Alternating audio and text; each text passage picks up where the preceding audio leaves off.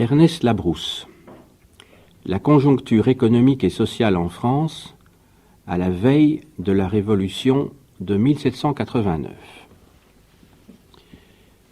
Par sa personnalité, le prestige de ses travaux scientifiques, son talent pédagogique et sa conviction contagieuse d'orateur, Ernest Labrousse exerce pendant près de 30 ans, au milieu du siècle, un véritable magistère sur l'historiographie économique de langue française. Titulaire de la chaire d'histoire économique à la Sorbonne, il dirige les travaux de toute une génération de jeunes historiens. Venu de l'économie politique à l'histoire, et à la politique active, où il investira toujours la même passion au service du socialisme de Jaurès et de Blum, il prend, au début des années 30, sous l'influence de François Simian, le grand virage de l'histoire des prix. En 1933, il publie l'esquisse du mouvement des prix et des revenus en France au XVIIIe siècle. Le cas retenu est, à plus d'un titre, exemplaire. Une période relativement courte, 1726-1789, soit moins d'un siècle, de parfaite stabilité monétaire, séquence essentielle d'un mouvement séculaire de hausse entre 1734 et 1817. Une documentation d'une exceptionnelle qualité, les mercuriales, relevé des prix sur le marché effectué par les autorités, utilisés directement ou, mieux encore, à travers les états de subdélégation régulièrement transmis à partir de 1755 au Bureau des subsistances du contrôle général.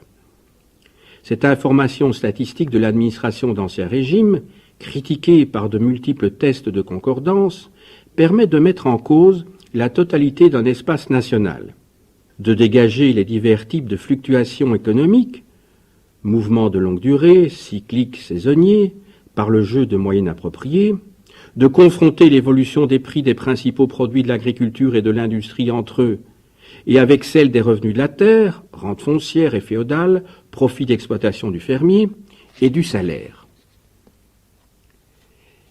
Mais cette histoire des prix est inséparable de l'histoire sociale, car leur mouvement en ciseaux révèle les tensions et les contradictions essentielles de l'économie ancienne, dominée par le problème des subsistances. Les reports de la consommation populaire vers les nourritures les plus pauvres, de la viande et du froment vers le seigle et l'orge, d'où l'amplitude inversement proportionnelle à leur qualité des fluctuations saisonnières et cycliques des denrées alimentaires. Le retard pris, dans la longue durée, par les produits industriels et les salaires sur les produits alimentaires. La contrariété cyclique entre le prix des céréales et l'activité industrielle, donc le volume de l'emploi. Le prix du pain est la boussole des fabriques. Les contrariétés cycliques et séculaires entre divers types de revenus fonciers, rentiers et exploitants, vendeurs et acheteurs. D'entrée de jeu, le chiffre est mis au service d'une histoire des hommes, classée par grandes catégories sociales. 11 ans plus tard, en 1944, son ouvrage « La crise de l'économie française à la fin de l'Ancien Régime et au début de la Révolution » précise et développe cette quadruple leçon de repérage des séries chiffrées du XVIIIe siècle, de traitement statistique, de théorie des faits économiques d'Ancien Régime et d'une histoire sociale qui va de l'analyse des structures socio-économiques à l'explication de l'événement. Les prix, et d'abord ceux du grain, donnent toujours le ton. Non que tout se passe à la halle, que seul compte la courbe du seigle, mais tout dérive de la courbe. Tout car le mouvement économique n'a pas que des conséquences économiques. Il est lié à toutes les autres activités humaines et, dans une certaine mesure, il les commande. Encore affinées, les méthodes n'ont pas changé. Repérer les sources sérielles chiffrées, fruit de l'immense travail de statistique administrative animé au XVIIIe siècle par le contrôle général, multiplier les tests de corrélation positive et négative, élaborer les séries nationales. Mais sur une période, il est vrai plus courte, les 2 décennies qui précèdent et préparent la Révolution, et surtout l'intercycle 1778-1791 qui contredit le trend général du siècle, l'ambition s'est élargie. La mise en cause, à côté des prix, de toutes les séries disponibles, récolte, production des manufactures, échanges intérieurs et commerce extérieur, mouvement de la population, doit permettre pour la première fois une pesée globale de la conjoncture. Sans doute, le programme amputé du second volume annoncé reste-t-il inachevé. Mais le premier livre contient à la fois un grand texte de méthode, devenu classique, l'introduction générale, une description exhaustive des sources et une illustration des moyens et des objectifs d'une histoire des fluctuations économiques, enfin, l'analyse exemplaire d'un grand revenu populaire, le revenu viticole. La sensibilité de l'offre et de la demande aux variations marginales devient le ressort dramatique d'une histoire économique et sociale des masses rurales et urbaines. La récolte négociable varie plus que la récolte brute. Le prix du seigle plus que celui du blé. Les profits plus que les prix et les prix plus que la récolte. À la baisse, le profit populaire est plus touché que la rente. Les revenus du vendeur sans stock plus que ceux du vendeur avec stock. Ces régularités, ces répétitions, ces concomitances dans la variation sont l'objectif essentiel d'une histoire qui doit dépasser le singulier pour dégager des relations stables, mais non immuables pour autant. Des lois et non une loi, car elles ne valent que pour une certaine durée. Le meilleur exemple en reste, aujourd'hui encore, le modèle de la crise d'Ancien Régime, né d'un effondrement cyclique de la récolte, identifiable dans toutes les économies anciennes dominées par l'agriculture, que Labrousse oppose à celui de la crise industrielle, provoquée par la surproduction et l'engorgement des marchés qui devient, à partir de 1850, le type dominant. Les économies ont les crises de leur structure. Structure, conjoncture. Ernest Labrousse est alors le premier historien à employer tour à tour ces 2 mots, mais sans les associer ni les opposer. Permanence de longue durée, les structures restent à l'arrière-plan d'une histoire dominée et fascinée par la conjoncture. Selon le mot de Fernand Braudel, ce voyageur partout identique à lui-même, qui court le monde, impose les mêmes contraintes, quel que soit le pays où il débarque, le régime politique ou l'ordre social qu'il a investi. La conjoncture qui anime d'un même mouvement l'ensemble des économies occidentales et même, diront bientôt ses disciples, l'économie monde, constitue pour Ernest Labrousse le champ privilégié d'une histoire à laquelle l'analyse des fluctuations économiques a donné la maîtrise du temps. Dans le climat de l'immédiate après-guerre, son ouvrage sur la crise assure l'hégémonie durable d'une histoire économique dominée par l'histoire des prix. Ces méthodes statistiques servent d'exemple aussi bien pour les enquêtes sur la démographie, le commerce local et international, ou la production agricole et industrielle, que pour les recherches plus récentes sur les phénomènes socioculturels comme les attitudes devant la mort ou l'alphabétisation. Alors que les premières s'emploient à retrouver des fluctuations de rythme identiques ou voisines, les secondes apparaissent plus attentives à des mutations ou à des croissances de très longue durée.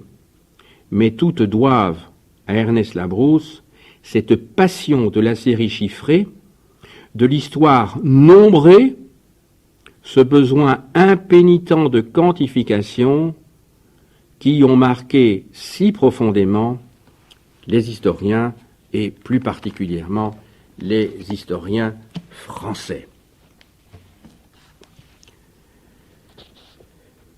J'en arrive maintenant à la lecture du texte d'Ernest Labrousse lui-même après cette courte présentation. Texte de Labrousse, donc, je le répète, consacré à la conjoncture économique et sociale en France à la veille de la Révolution de 1789. À mes yeux, il s'agit d'un texte très pédagogique. Il s'agit d'une synthèse vraiment remarquable qui date de 1967, qui a été publiée dans le volume numéro 5 consacré au XVIIIe siècle, l'époque des Lumières, édité dans l'Histoire générale des civilisations, publié sous la direction de Maurice Crouzet, donc aux presses universitaires de France. On remarquera que Labrousse est très marqué par l'analyse marxiste de l'histoire. C'est dans la ville du XVIIIe siècle, encore si mal connue, que la Révolution s'élabore. C'est par la ville qu'elle s'accomplit. La ville, site social aux structures multiples, qui peut naître ou mourir de tant d'événements. Mais à des degrés divers, et quelle que soit son origine, site bourgeois, centre d'affaires, vivant, au moins en partie, de la vie économique, montant ou languissant avec elle, centre d'influence, manufacturière, boutiquière, artisane, de la classe des entrepreneurs, sur les classes ou groupes sociaux voisins et notamment sur un prolétariat qui vit au contact du maître. Ville, bourg, bourgeoisie, histoire explicatrice et dominatrice, alors peut-être plus que jamais. 1. Les villes. La montée bourgeoise a repris depuis 2 générations. La vieille élite du tiers-État croît en richesse, en nombre, en force. Une grâce économique protège ses entreprises. Entre le second et le dernier quart du siècle, la valeur de la production industrielle a plus que doublé. Celle du commerce intérieur et extérieur peut être triplée. Le commerce colonial presque quintuplé. Pas de dévaluation qui force les apparences. Le chiffre d'affaires grossit sainement, sans édème inflationniste. La stabilisation de 1726 a clos la carrière aventureuse de la livre, qui gardera sensiblement son poids de fin jusqu'au franc Poincaré, et sa valeur de change jusqu'en 1914, réserve faite de l'énorme et rapide épisode des assignats. Malgré la constance de l'unité monétaire, la croissance du profit s'est accélérée. Bourgeois de toute taille ont fait fortune mieux et plus vite. Non que la race ait changé. Laborieuse, économe, prudente, aux solides vertus domestiques, la bourgeoisie du XVIIIe siècle reste celle du vieux temps. Sans doute même, dans ses variétés supérieures, est-elle en recul pour la prudence et les mœurs. Mais ces affaires ont prospéré sous une double influence. Si l'inflation vulgaire n'a pas gonflé prix papier et profit papier, l'inflation d'hommes et l'inflation des métaux précieux ont gonflé toutes deux prix or et profit or. La subite multiplication de l'homme, apparue au cours du deuxième quart du siècle, a augmenté de 30 à 40% la population du royaume. Rien ne contraste davantage avec la démocratie stationnaire de Louis XIV que la démographie révolutionnaire des 2 règnes qui suivent. Non que la natalité se soit accrue, mais la mortalité a reculé, et notamment la mortalité des classes populaires lors de ces crises que nous disons périodiques. Plus de crises du type famine sociale d'ailleurs bien plus complexe qu'il ne semble, accompagnée d'écroulements démographiques, il faut parfois une demi-génération pour réparer. À la crise mortelle a succédé la crise vénielle, la crise qui fait grâce de la vie, mais diffère les problèmes en accumulant la population. Cette surcharge d'hommes, née de la révolution de la mortalité sociale, va faire pression sur les prix agricoles dans un pays qui n'a guère à espérer de défrichement rentable et où la technique des transports limite à des quantités infimes l'importation des subsistances. Entre l'inélasticité déjà ancienne des superficies en culture et l'élasticité subite de la population, une contradiction malthusienne apparaît qui enseignera Malthus. Il faut notamment, par la mise en valeur des terres plus difficiles à travailler, produire davantage et à coût croissant. Ainsi se trouve entraîné dans une hausse générale, depuis le début du deuxième tiers du siècle, les prix de tous les grands produits qui dominent le marché d'alors, essentiellement agricoles, articles alimentaires et matières premières. Et, d'autre part, ce surcroît de population profite beaucoup moins aux campagnes qu'aux villes. Sans doute, la nation demeure rurale dans sa masse, mais les villes grandissent plus que proportionnellement. Les villes engagées dans l'économie d'échange. Et voilà le coup de fouet donné au commerce. Les villes qui doivent loger et vêtir, tout autrement qu'à la campagne, la foule de ces nouveaux arrivants. Et voilà stimuler les deux grandes industries d'alors, le bâtiment et le textile. L'accroissement de la population et sa répartition nouvelle font ainsi monter les prix et élargissent les débouchés. Après l'inflation d'hommes, l'inflation d'or, entendons de métaux précieux, qui cumule ses effets avec ceux de la première dans des proportions d'ailleurs incertaines. Le XVIIIe siècle produit à lui seul autant d'or et d'argent qu'on en a extrait jusque-là depuis la découverte de l'Amérique. Alors, comme au XVIe siècle, comme à divers temps du XIXe, un progrès accéléré de la somme des moyens de paiement, dont les métaux précieux monnayés constituent l'essentiel, précède certaines accélérations durables du progrès des prix. Ainsi monte et s'étale, sur un débouché toujours plus vaste, le flux des prix or. Autrement dit, sous la double action de la hausse des prix unitaires et de l'accroissement des quantités vendues, le chiffre d'affaires de la masse des entrepreneurs bourgeois se développe aux proportions dont on a déjà donné la perspective. Et plus encore, le profit. Car alors, comme aujourd'hui, beaucoup d'éléments du prix de revient, notamment taux de l'intérêt et salaire, montent moins vite que le prix. Ainsi grandit en richesse la bourgeoisie active, dans ses multiples catégories. De la haute bourgeoisie de finance, de négoce et d'industrie, à la moyenne ou à la petite bourgeoisie du commerce de détail et au groupe frontière de l'artisanat indépendant. Malgré les corporations, qu'on est loin d'ailleurs de trouver partout, boutiques et entreprises de toute taille se multiplient dans la ville grandissante. Mais surtout le bâtiment et tous les métiers qu'il fait vivre apparaissent comme les principaux bénéficiaires du renouveau urbain. La bourgeoisie, aux aspects multiples, ne gagne pas seulement en richesse, mais en nombre, et aussi en culture, en qualité. Cette poussée de richesse accélère sa transformation.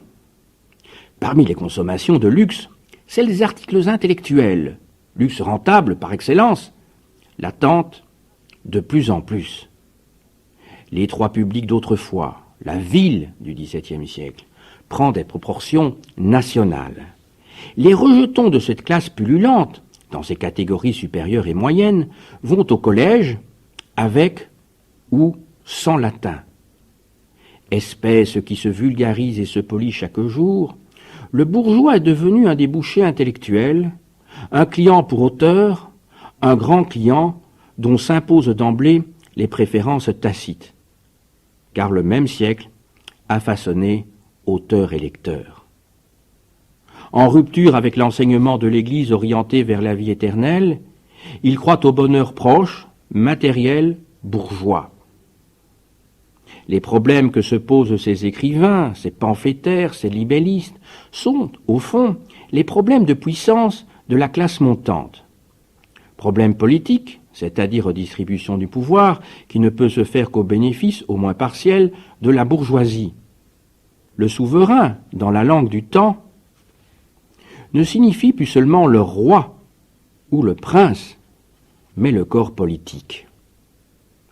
Problème économique, c'est-à-dire libération d'économie, dont la bourgeoisie sera la grande bénéficiaire.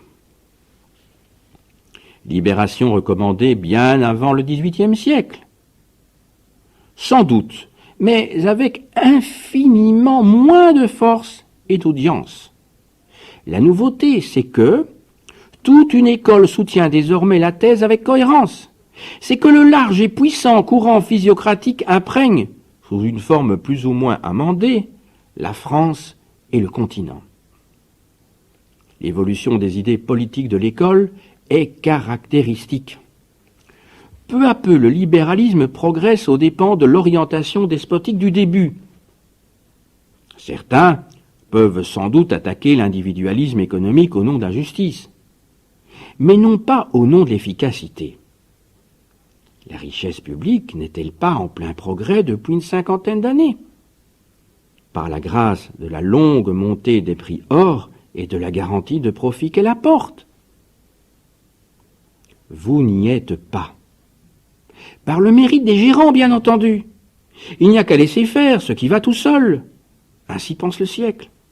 Comment la bourgeoisie n'aurait-elle pas bonne conscience? Comment, plus riche, plus nombreuse, plus instruite, rassemblée au contact dans les villes, n'aurait-elle pas, à un plus fort degré que jamais, en tant que classe et dans ses milieux les plus représentatifs, tout simplement une conscience qui continue de se fortifier dans la lutte. Sa vieille ennemie, la noblesse, fait toujours obstacle à son ascension sociale, obstacle déjà intolérable en soi, friction irritante de la vie quotidienne qui met la fameuse poche à fiel en travail. Mais voici que l'obstacle s'accroît. Depuis que le temps du grand roi a pris fin, rien ne contraste davantage avec la montée matérielle et spirituelle de la bourgeoisie que sa régression civile. Elle compte de plus en plus dans la vie, mais de moins en moins dans l'État. Qu'elle bénéficie encore de lettres d'anoblissement n'est pas le problème. Une question de proportion, de débouchés se pose.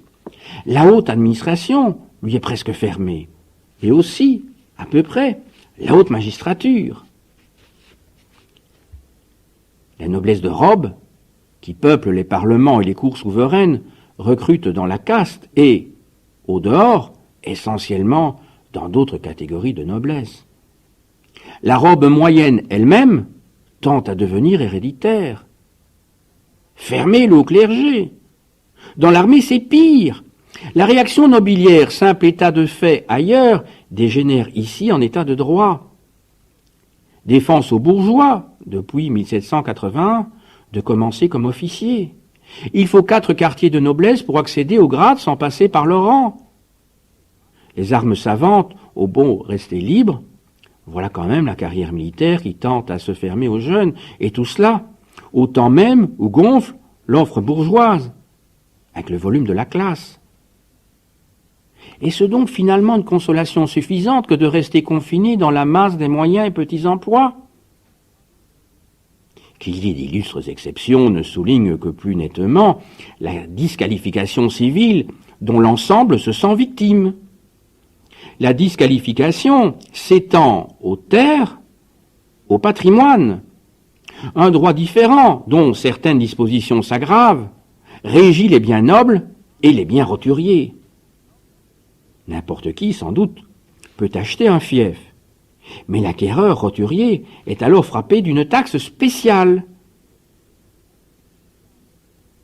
Il payera, trop heureux de jouer au Seigneur. Rien de plus vrai. Les exemples abondent.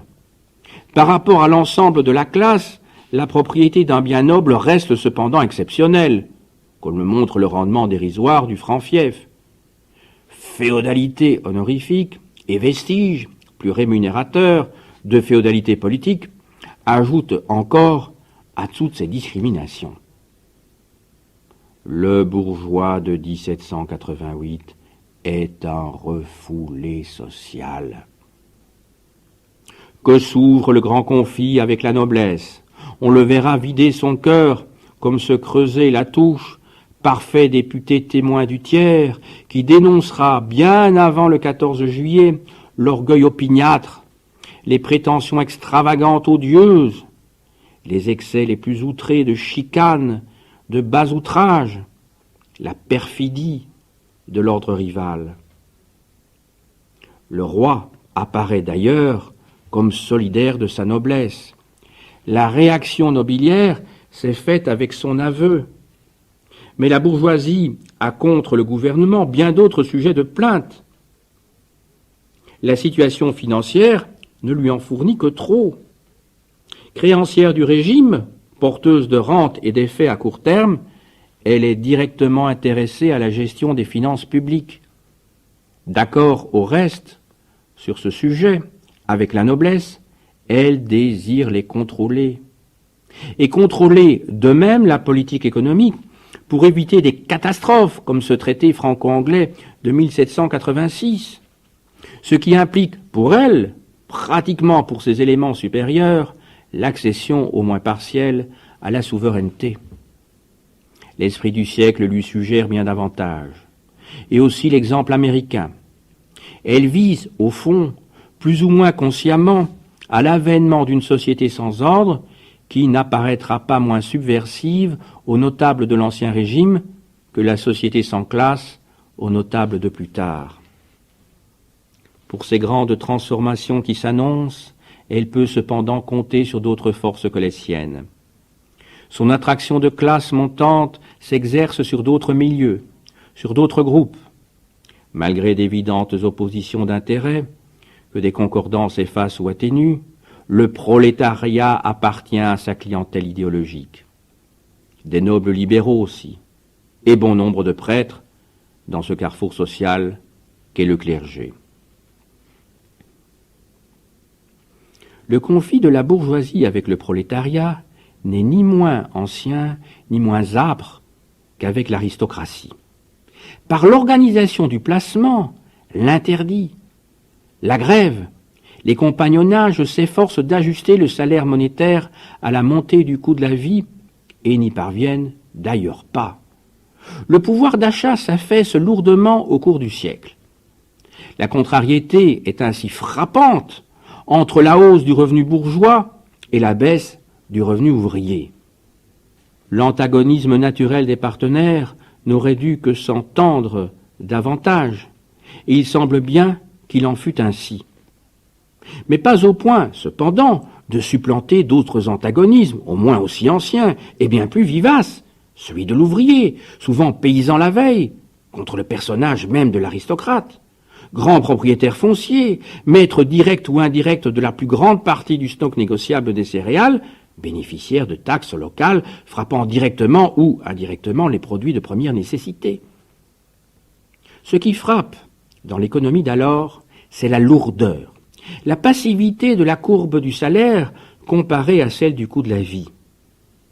Dans de très nombreuses professions, la grande industrie et notamment le groupe capital du textile sont à part, le taux du salaire garde, durant de longues années, le caractère d'un forfait, d'une constante.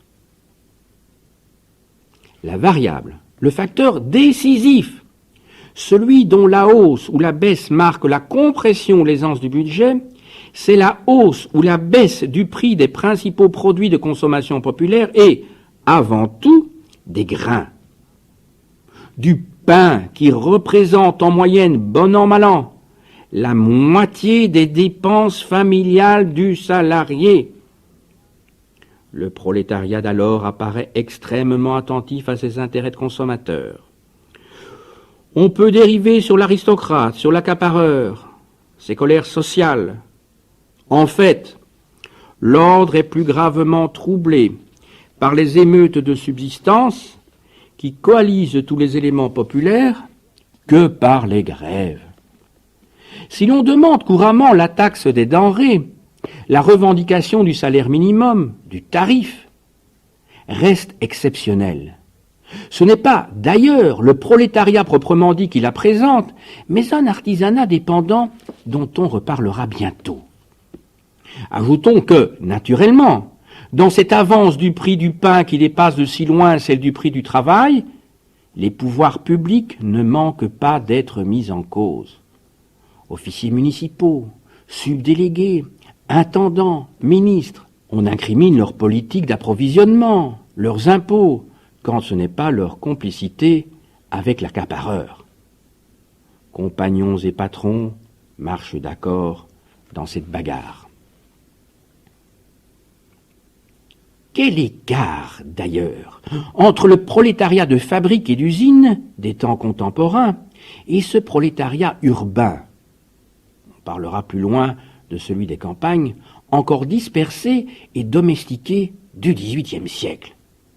Dispersé entre plus d'un demi-million d'ateliers ou de boutiques, souvent simple élément d'appoint dans l'entreprise familiale, travaillant auprès du patron ancien compagnon lui-même, vivant parfois sous son toit et mangeant à sa table. Comment ne subirait-il pas l'ascendant du maître? Élément subordonné, second, il appartient à la clientèle économique et idéologique de la bourgeoisie. Il ne peut encore faire que la révolution des autres. Son concours sera cependant capital. La manufacture de la grande ville, déjà concentrée et anonyme, où le salarié vit dans une certaine mesure une vie de groupe à la moderne, est sans doute plus propice à l'indépendance et au réflexe prolétarien. De même, l'artisanat urbain rémunéré à façon par le négociant capitaliste et dont le canut lyonnais est le type. L'artisan travaille chez lui hors de la surveillance du négociant. Il embauche même des compagnons et fait, à cet égard, juridiquement, figure de patron.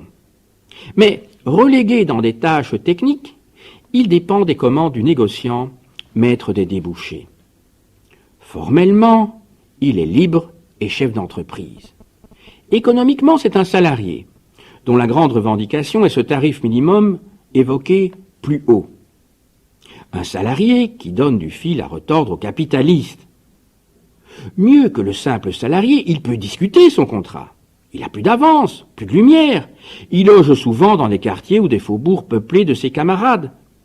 Ainsi s'établit, à défaut du contact d'atelier, le contact résidentiel. Un autre moyen aide à l'action collective. La corporation, car ses artisans sont théoriquement patrons. La corporation, que la réalité sociale transforme ici, est un syndicat semi-ouvrier. Mais les canuts feront la guerre sur deux fronts et se jetteront à corps perdu dans la bataille contre les nobles. De même que les faubourgs artisans de toutes les villes. De même que les ouvriers de Réveillon. Les uns et les autres, quand ils ne sont pas directement influencés par le patron, demeurent au fond, sauf dans les régions où les luttes confessionnelles ont conservé leur acuité et dressé la foule catholique contre une bourgeoisie d'affaires protestante, imprégnés d'une idéologie assez proche, à mains égards, de la sienne. Ainsi convergent, contre la noblesse et ses soutiens publics, les sentiments hostiles de la ville. La noblesse, minorité dérisoire de la population urbaine et moins de 2% de la nation. La noblesse qui demande de nouvelles vérifications de titres et se fige en caste, au temps où la classe bourgeoise prolifère. Elle n'en détient pas moins une part énorme des capitaux. Capitaux mixtes, investis à la fois dans la terre et l'industrie métropolitaine, ou dans la terre et dans le commerce coloniaux. La mine, la métallurgie, les grandes plantations esclaves des îles, le grand négoce sont ses domaines préférés. Mais la propriété agraire constitue pour elle l'essentiel. Le quart des superficies lui appartient, de même que la plupart des fiefs, ce qui représente chaque année, compte tenu des rentes seigneuriales, plus du tiers de la récolte négociable, du tiers des produits de première nécessité vendus sur le marché national. Si les superficies bourgeoises sont sensiblement égales, elles se divisent entre quelques millions d'individus dont la consommation familiale absorbe proportionnellement beaucoup. Capitalisme foncier et noblesse, seigneurie et noblesse ne font qu'un dans l'opinion et constituent l'élément essentiel de la classe propriétaire des physiocrates.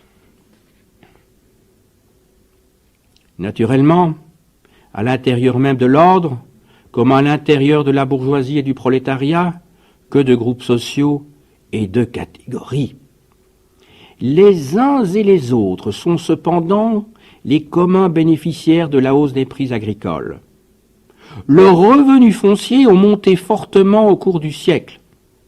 En même temps, grâce à l'abondance de la main-d'œuvre, rappelons-nous la révolution de la mortalité sociale, à la faible hausse du salaire, à la concurrence des fermiers, le coût de la production a baissé, libérant ainsi une plus-value complémentaire qui est venue grossir encore la rente du sol.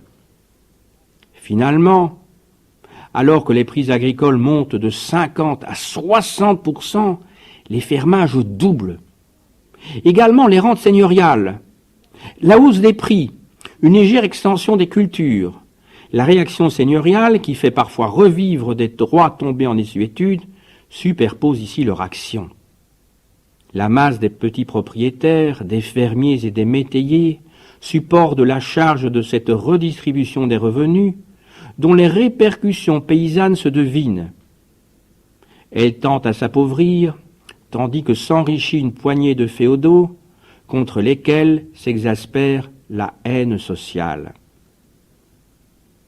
Que ces gens cumulent de tels avantages patrimoniaux et le privilège des hauts traitements, les bourgeois et leur clientèle populaire s'en indignent. L'échelle de la fonction publique est immense. Entre le petit commis roturier et le grand administrateur, l'écart sera fréquemment de 1 à 50 ou à 100. Même dans la société économique très inégale de l'époque, ces disproportions choquent.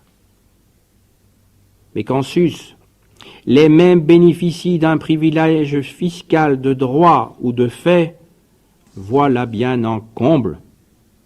Les économistes sont d'accord. Ils n'admettent qu'un seul impôt, qui pourrait d'ailleurs atteindre une proportion considérable, celui sur la rente, du sol, sur les fermages, sur le produit net de la terre, dont montent cumulativement le taux et la masse. Revenus de privilégiés, revenus nobles pour une très large part, autour duquel rôde en vain, ou à peu près, le fisc royal et ses contrôleurs du XXe. Malgré le mouvement des richesses, que la théorie physiocratique de l'impôt ne fait au fond que réfléchir, la rente foncière, concentrée et débordante entre les mains du noble, bénéficie jusqu'au bout d'une large immunité fiscale. La matière imposable par excellence continue de s'accumuler dans une zone interdite à l'impôt. La noblesse est obstinée avec succès sur cette position intenable, qu'elle abandonnera toutefois, en principe et loin d'être unanime, à la dernière minute de la vieille monarchie. Qu'on ne voit pas d'ailleurs, dans des manifestations de principes qui n'engagent à rien de précis, la marque d'une évolution générale des esprits. Légende ou inconsistante apparence que cette noblesse libérale ayant contaminé un ordre qui cesse de croire en lui et appelle les temps nouveaux. Il y a sans doute des nobles libéraux, et qui le resteront, les d'Aiguillon, les Castellane, les Liancourt, et combien d'anciens de la guerre d'Amérique, les Lafayette, les Noailles, les Trois Lamette. Mais la masse de l'ordre tient bon. Loin d'être en révolution, elle est en réaction, accroissant ses privilèges, entraînant l'État derrière elle, prétendant pouvoir politique par les parlements, par la généralisation des États provinciaux, qu'elle domine avec le haut clergé. Elle entend maintenir les droits féodaux, tant économiques qu'honorifiques, qui lui paraissent des propriétés comme les autres. Et là-dessus, le roi est d'accord. Elle n'admet nullement l'égalité civile, ni la loi du nombre. On le verra bien en juin 1789 dans les délibérations de l'ordre et mieux encore dans les conversations particulières. Monsieur, dans une armée, ne doit-on compter le général que comme un individu? Cette réponse est dans la bouche de tous les nobles et dans leur cœur. L'Église est, de son côté, un des piliers du régime. Non que le corps du clergé fasse bloc, mais certains liens matériels et un puissant lien spirituel unissent cette élite hiérarchisée. Le groupe vit principalement, lui aussi, de la rente du sol. À cet égard même, l'assiette foncière de l'ordre, à la fois urbaine et rurale, paraît plus parfaite. Il possède dans les villes un opulent patrimoine d'immeubles et de terrains. Mais l'essentiel est agricole. Peut-être détient-il près de 10% des superficies. Il perçoit la dîme, la plus importante de toutes les rentes foncières du complexum feudale, prélevée sur toutes les terres et représentant environ 1/13 de la récolte brute, semences comprises. En sus, les seigneuries dont il est propriétaire lui valent çà et là les droits seigneuriaux proprement dits. Les quantités de grains dont il dispose pour la vente, directement ou par l'intermédiaire de ses fermiers, représentent une part considérable de la récolte négociable. Ajoutée à celle de la noblesse, elle constitue, à beaucoup près, la plus grosse part de cette récolte. Le clergé apparaît ainsi, à sa manière, dans la personne des principaux bénéficiaires, comme un grand propriétaire foncier et seigneurial. Ses revenus ont monté dans les mêmes proportions que ceux de la noblesse, entraînant les mêmes frictions sociales. Sans doute supporte-t-il la charge des frais du culte, de l'aumône, de l'instruction publique, mais aussi du prélat. Du prélat qu'on ne recrute plus dans la roture. Du prélat noble dans la presque totalité des cas, de même, d'ailleurs, que les abbés et abbesses, les chanoines des grands chapitres, et souvent aussi les grands vicaires d'illustres sièges épiscopaux. Inutile pour toutes ces nominations de consulter l'Esprit Saint. Le pamphlétaire, dont monsieur l'abbé Leflon rapporte le mot, ajoute « Monsieur Dauzier suffit ». Le haut clergé, branche de la haute noblesse, dispose couramment de revenus supérieurs à 100 000 livres, 140 fois la portion congrue de la masse des curés, au point où l'a porté la dernière augmentation. 240 fois la portion des vicaires, 400 fois, au minimum, le gain d'un journalier des villes.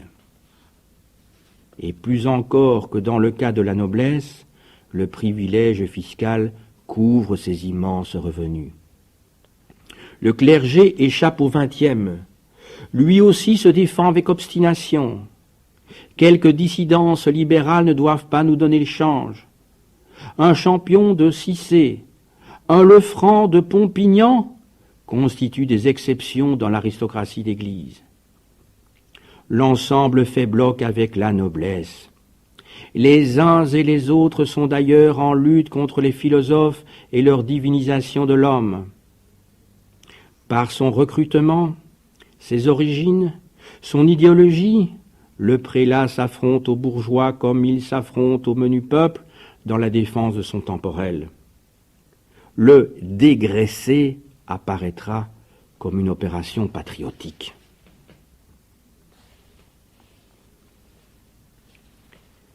C'est peut-être aussi ce que pense le bas clergé. Recrutement, origine, conditions sont ici tout autres. Entre lui et la bourgeoisie, l'entente serait facile à bien des égards. Mais aussi que d'obstacles spirituels et matériels. L'ordinaire aurait vite fait de briser le dissident. Au mieux, le bas clergé pourra céder à l'impulsion révolutionnaire, s'aligner sur l'opinion locale dominante. Il ne sera jamais dans son ensemble un associé sûr, et moins encore une force de la révolution. Il contribuera parfois, notamment dans les campagnes, à donner des cadres à la contre-révolution.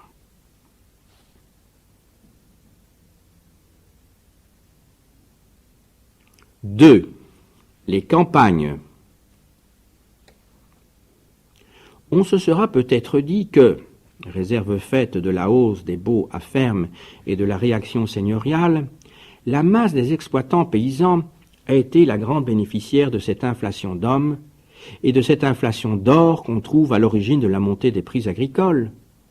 Mais pour profiter d'une telle montée, il faut vendre. Le paysan disposant d'une récolte qui lui permet à la fois de vivre et de vendre est alors l'exception. Rien de plus commun, cependant, que la propriété paysanne. Sa masse peut faire impression. Environ 40% des superficies.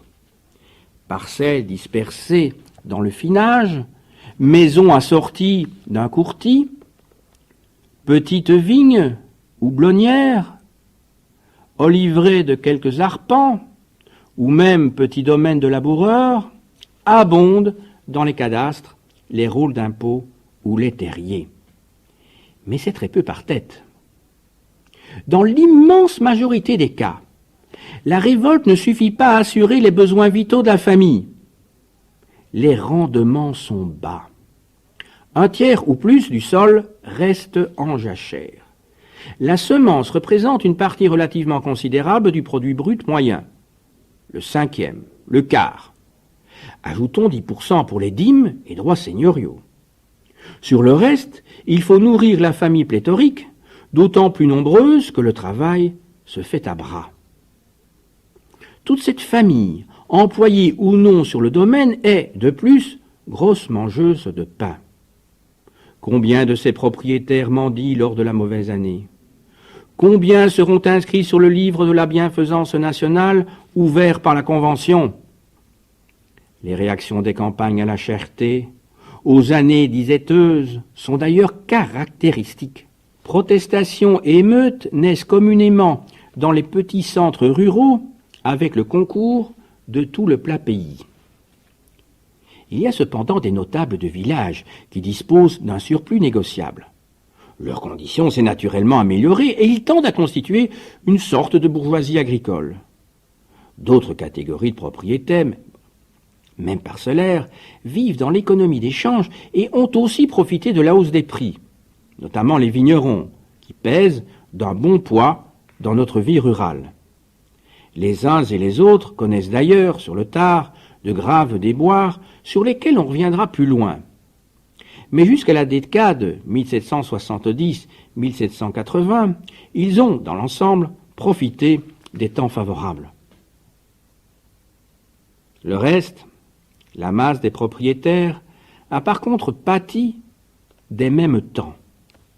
Sans doute, les quelques arpents du petit bien ont permis de couvrir une partie des besoins familiaux et d'échapper ainsi un peu aux conséquences de la vie chère.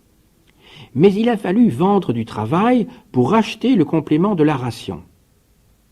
Notre parcellaire s'est fait journalier, voiturier, maçon, tisserand, salarié. On connaît dès lors la courbe de sa condition. Les prix montent plus que le salaire. Le chômage rural, loin de décroître, tend au contraire à augmenter. Double effet de la surabondance de l'homme et de la médiocrité des réinvestissements agricoles. En même temps, autre aspect de la révolution de la mortalité sociale, le recul de la mortalité infantile, particulièrement sensible dans les classes populaires, augmente la charge de la famille passive. Toute l'évolution économique du siècle, loin de travailler pour la masse des propriétaires paysans, travaille au contraire contre elle, à la fois par la réduction du pouvoir d'achat familial et par l'extension de la famille. Mais le fermier de l'inflation or. Le fermier, pensera-t-on, est vendeur. Il doit bien vendre pour payer le bailleur. Voilà donc une catégorie qu'a favorisé la grande hausse et pour laquelle le siècle aura travaillé. C'est en effet le cas des grosses fermes que grossit encore un mouvement naissant de concentration. L'exploitant étendra même son entreprise à l'affermage des dîmes et droits seigneuriaux. La hausse du salaire, inférieure à celle des prix, dégagera de son côté de nouvelles marges pour ceux qui embauchent valets et saisonniers en sus de la main-d'œuvre familiale. Et de même, le lent progrès technique qui bonifie parfois leurs terres. Ceux-là s'en tireront malgré le doublement des baux. Mais pour un gros domaine, combien de petits? Combien même, alors, de fermages parcellaires qui tenteront tout naturellement le parcellaire paysan?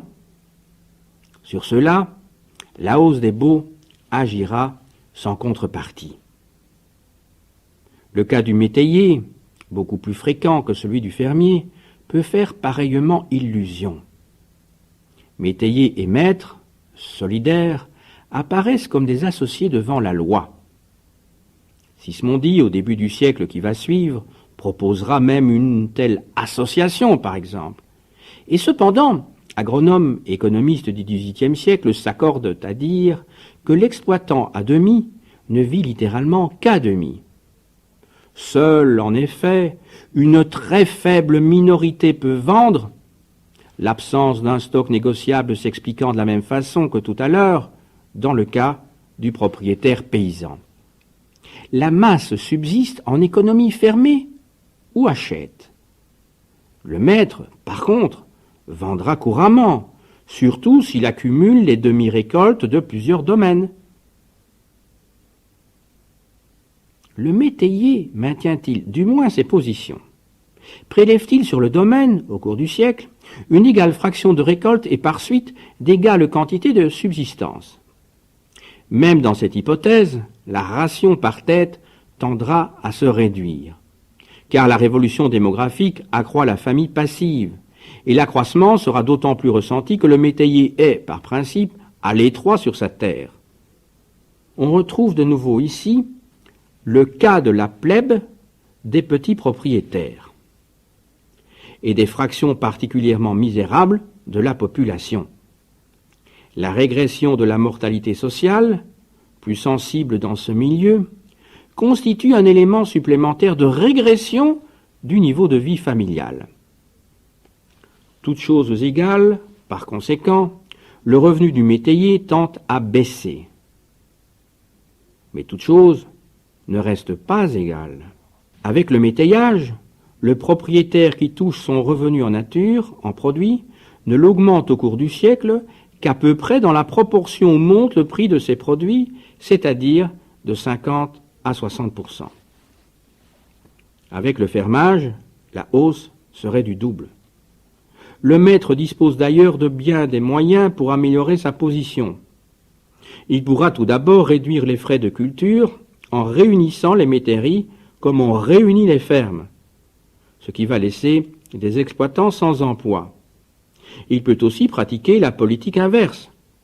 Réduire le domaine donné à métayage, réduire systématiquement son apport terre, ce qui tendra à augmenter l'apport travail du tenancier, ainsi provoqué, à cultiver mieux et plus complètement des superficies moins étendues, mais ce qui aussi multipliera les emplois.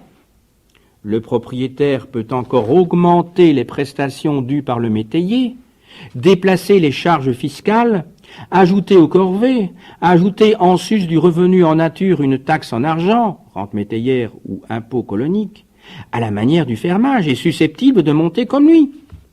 Il dispose, pour obtenir d'emblée tout cela, et sans s'exposer aux criailleries du paysan, de la merveilleuse invention du fermage général qui alignera le plus commodément du monde la montée du revenu du domaine à métayage sur celle du domaine à fermer. Les habitudes culturales, la coutume rurale de la région seront ainsi conservées. Le métayage subsistera à la base. Le fermier général, locataire de tout un ensemble de domaines, payera au propriétaire un fermage rapidement croissant qu'il récupérera sur le métayer, avec lequel il sera seul en rapport. Écoutons ce dialogue caractéristique, extrait d'un cahier de paroisse du bailliage de Bourges. Ce texte est d'ailleurs extrait du livre de Georges Lefebvre, Questions agraires au temps de la terreur. Les fermiers prennent les baux au prix que leur font les propriétaires. Quelle est la partie souffrante de cet enrichissement? Le colon. Le fermier lui fait valoir son bail excessif, l'intérêt qu'il doit retirer de son argent, les fruits de son industrie, et la scène finit en disant « Si tu n'en veux pas, ce sera pour un autre. » Il est bien forcé de prendre quand on ne sait où aller et qu'il faut élever une nombreuse famille. On voit des fermiers de bonne foi qui disent hautement qu'ils sont obligés de ruiner les paysans. À en croire certains, le métayage à mi-fruit devient ainsi en fait le métayage à quart-fruit. Métayers et fermiers sont évidemment en lutte depuis toujours contre le maître, contre la classe propriétaire. Mais les déséquilibres sociaux du XVIIIe siècle exaltent les antagonismes. Entre la rente foncière, qui double, et le revenu déclinant d'une plèbe paysanne, s'affirme une contradiction provocante. La provocation n'est d'ailleurs pas moindre envers la petite bourgeoisie des fermiers, voire des fermiers généraux dont le profit résiste plus ou moins. Périodiquement, à chaque fin de bail, le propriétaire confisque par une élévation du fermage tout le supplément de revenus que la chance économique ou l'initiative de l'exploitant a donné en cours de bail. Le conflit avec la classe propriétaire est donc fondamental dans les campagnes. Le conflit avec ce capitalisme foncier que symbolisent les deux premiers ordres, aux parts terriens disproportionnées et, en sus, champarteurs, décimateurs, féodaux. À ces derniers titres, la classe propriétaire dresse contre elle les trois grands groupes paysans dont il était question jusqu'ici. Ces droits utiles, les plus productifs, notamment le champart et la dîme du complexum feudale, pèsent sur le propriétaire, le fermier, le métayer. S'ils ont un sentiment commun, c'est bien l'aversion contre le féodal et ses prélèvements. À vrai dire, ils supportent impatiemment tout le régime, même dans ses institutions les moins onéreuses. Les cahiers de paroisse ne sont qu'un cri antiseigneurial. Et le régime s'est aggravé au cours du siècle, notamment dans le dernier tiers. De vieux droits, tombés en désuétude, ont revécu. D'autres se sont alourdis. Sur l'extension et le degré de cette réaction seigneuriale, on reste encore mal informé. Mais le fait de la réaction n'est pas douteux et atteint d'ailleurs aussi la bourgeoisie des villes en sa qualité de propriétaire terrienne.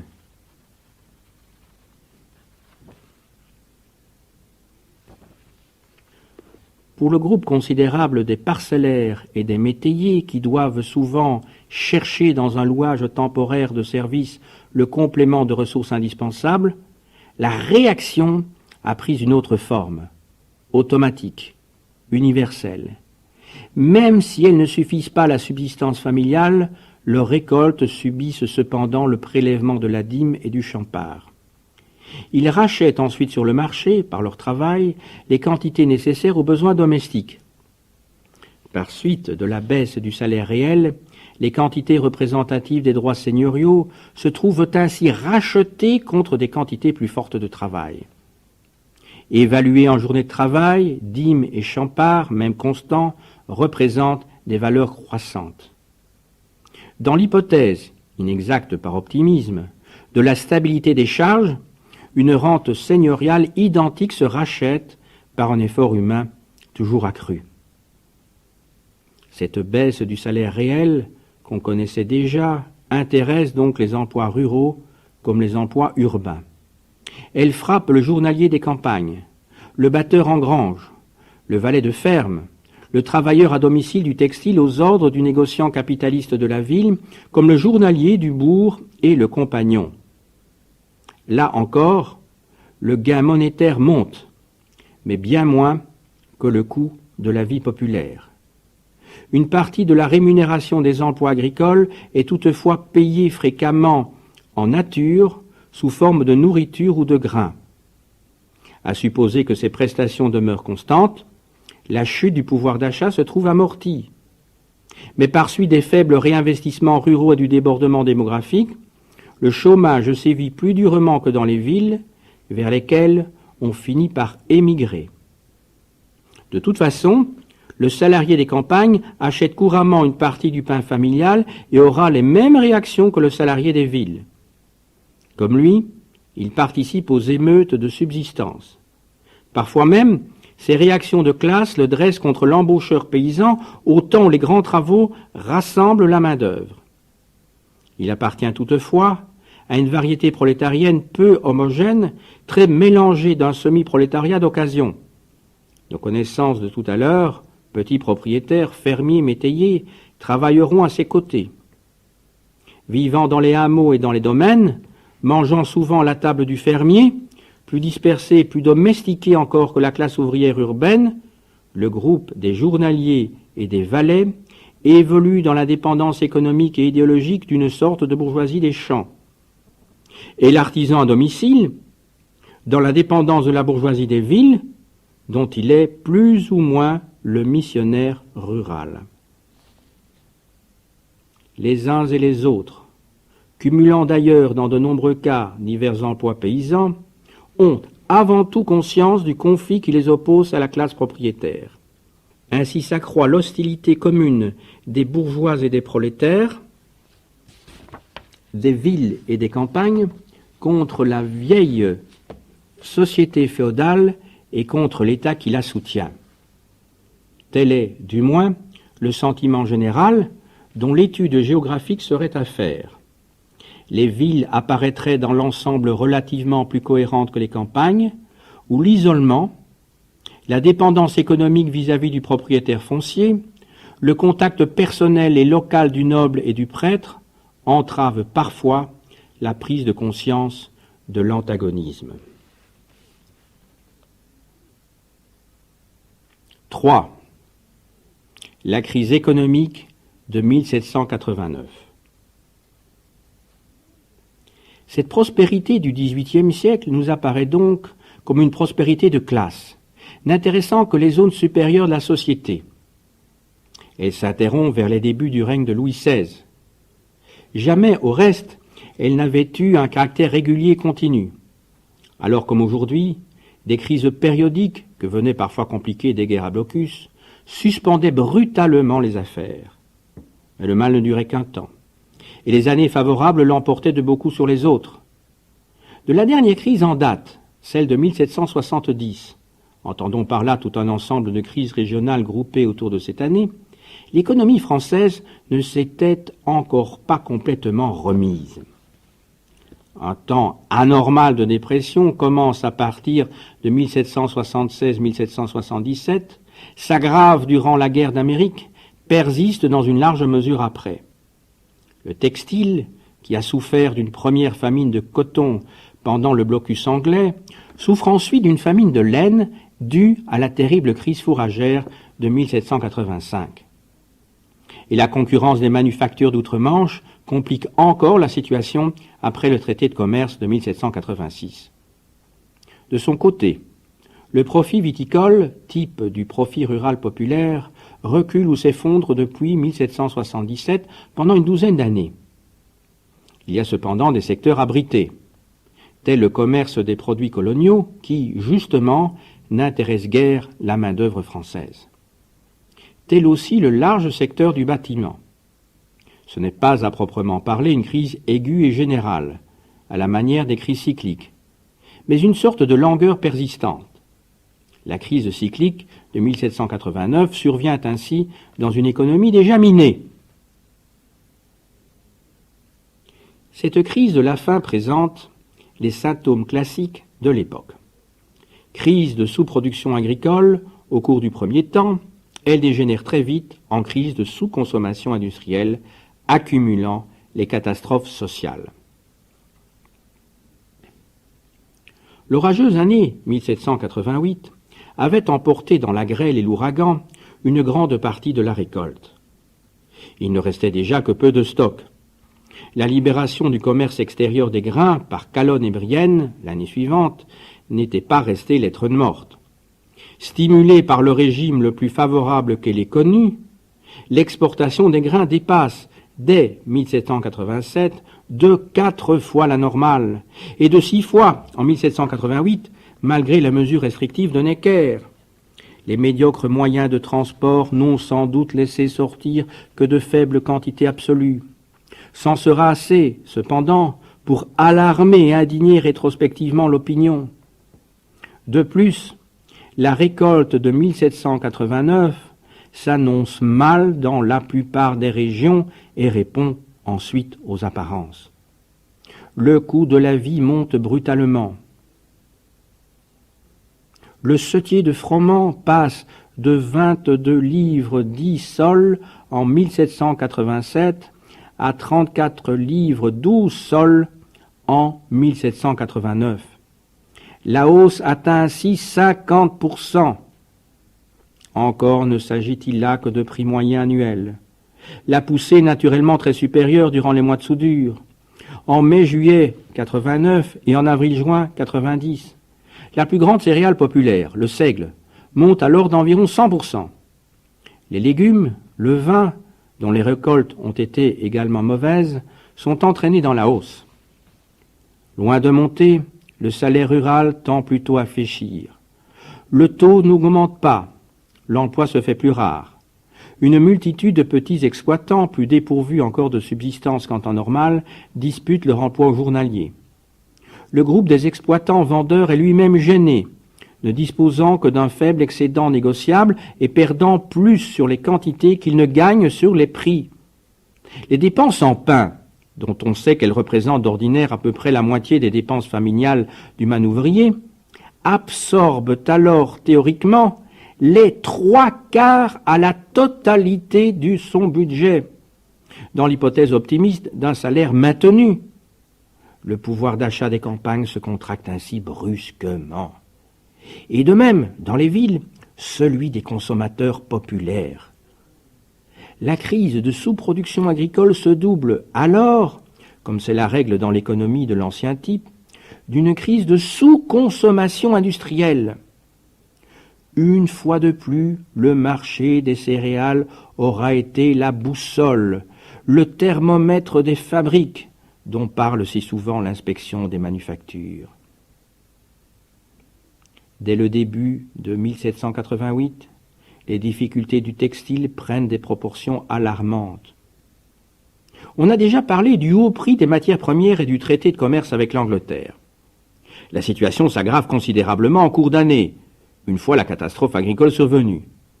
Tous les grands centres textiles sont frappés, de la Normandie à la Champagne, de la draperie du Nord à la grande fabrique de Lyon.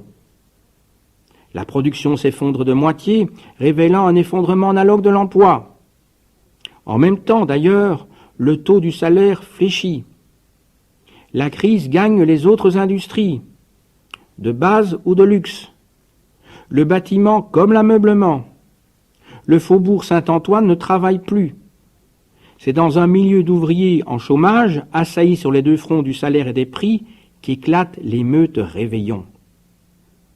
Le profit naturellement disparaît. Les faillites s'accumulent.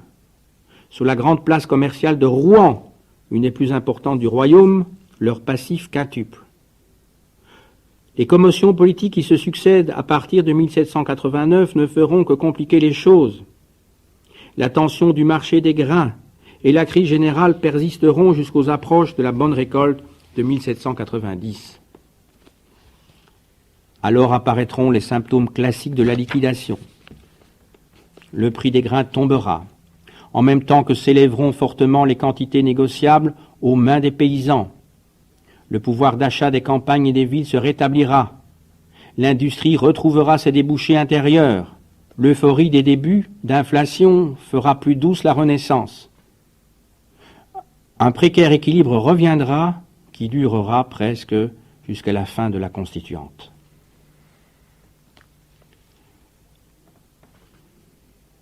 Le lent déplacement de richesses opéré sous le règne de Louis XV avait aggravé les antagonismes de classe. Les difficultés économiques du règne de Louis XVI et surtout la crise de 1789 qui les symbolise brutalement aux yeux de la nation vont exaspérer ces antagonismes et ouvrir un conflit aigu.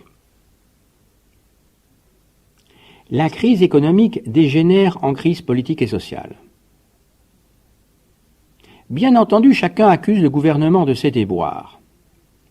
Patrons, ouvriers, producteurs, consommateurs ont une conception de la crise beaucoup plus anthropomorphique qu'économique. Son mécanisme abstrait leur échappe. L'inspection des manufactures interroge les patrons sur l'écroulement. Les uns incriminent le régime réglementaire, d'autres cette meurtrière compagnie des Indes qui a toujours ses magasins plutôt à Londres et à Amsterdam qu'à l'Orient. Certains, l'autorisation donnée aux États-Unis d'approvisionner nos possessions coloniales, ou même l'ordonnance qui défend les bas de soie aux militaires, ou encore, imputation beaucoup plus sérieuse, la cherté des laines. Le plus grand nombre met en cause le récent traité de commerce avec l'Angleterre. C'est d'ailleurs l'avis du contrôle général lui-même. Peu importe, naturellement, le bien fondé de ces imputations. Seul compte ici l'état d'esprit des intéressés.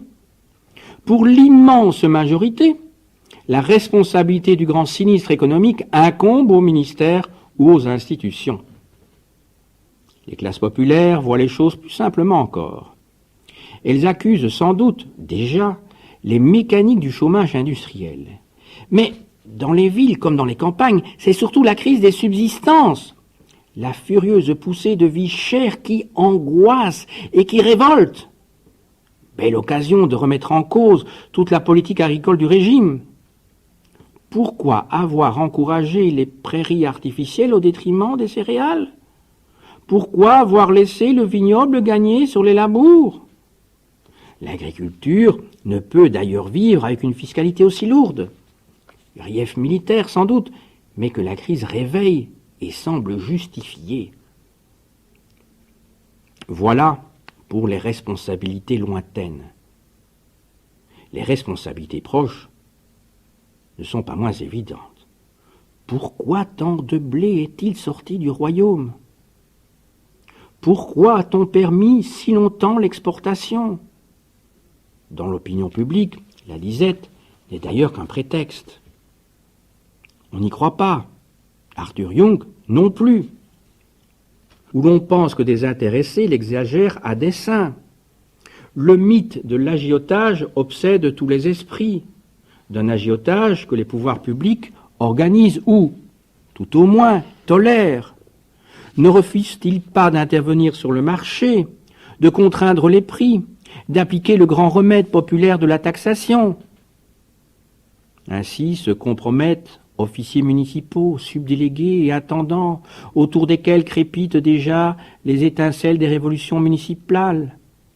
De plus, dans cette crise agricole, les campagnes ont leurs griefs particuliers.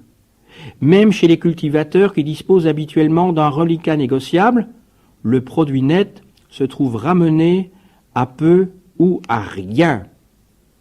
Le prélèvement fixe de la semence, le prélèvement à peu près fixe de la consommation domestique auront parfois absorbé la récolte et, de toute façon, pèsent d'un poids beaucoup plus lourd sur la mauvaise année.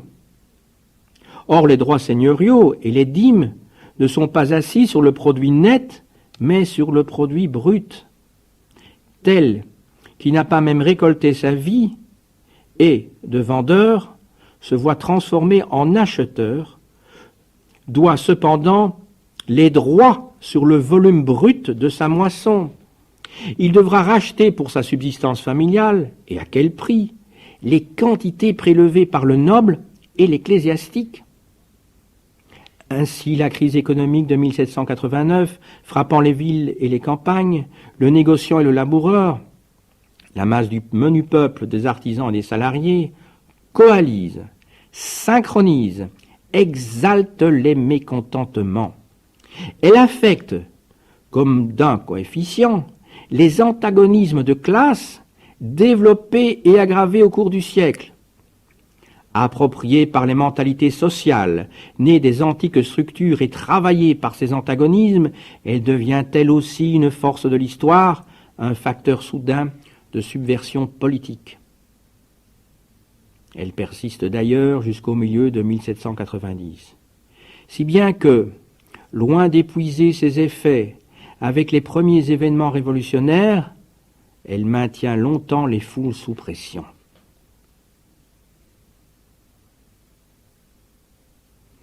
Bourgeoisie et prolétariat apparaissent donc comme les éléments moteurs de la révolution.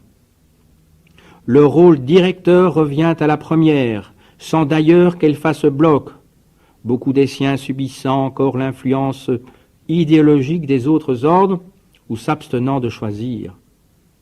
Ces objectifs, plus ou moins conscients, et que les événements ont vite fait de dégager, sont incompatibles avec le maintien du régime. Peu importe que, théoriquement, les ordres privilégiés aspirent à certaines libertés individuelles et publiques, ou renoncent à leur exemption fiscale. On les verra au pied du mur durant toute la Constituante. Mais, sous des formes d'ailleurs très variables, la bourgeoisie aspire aussi à la souveraineté politique partagée avec le roi. Elle invoque la loi du nombre, qui ne peut finalement qu'assurer son triomphe. Avant tout, par-dessus tout, elle veut l'égalité civile. Liberté, souveraineté ont sans doute leurs vertus propres. Elles serviront aussi à obtenir et à garantir l'égalité. Le véritable problème est l'avènement d'une société nouvelle, de la société sans ordre de la bourgeoisie. Les buts sont révolutionnaires, non pas encore les moyens. Les hommes du nouveau régime demandent à l'ancien de se sacrifier lui-même, d'opérer ou de subir pacifiquement sa propre réforme. Ce programme n'est pas indifférent aux classes populaires, qui y ajoutent leurs revendications propres, formulées dans les cahiers de paroisse et les pétitions ou révélées par les troubles. Abolition de la féodalité et des droits seigneuriaux, lutte contre la vie chère par l'abolition des impôts de consommation et le contrôle du marché des grains, protection de la petite propriété paysanne contre la grande propriété foncière. Aucune de ces revendications ne compromet fondamentalement l'intérêt bourgeois.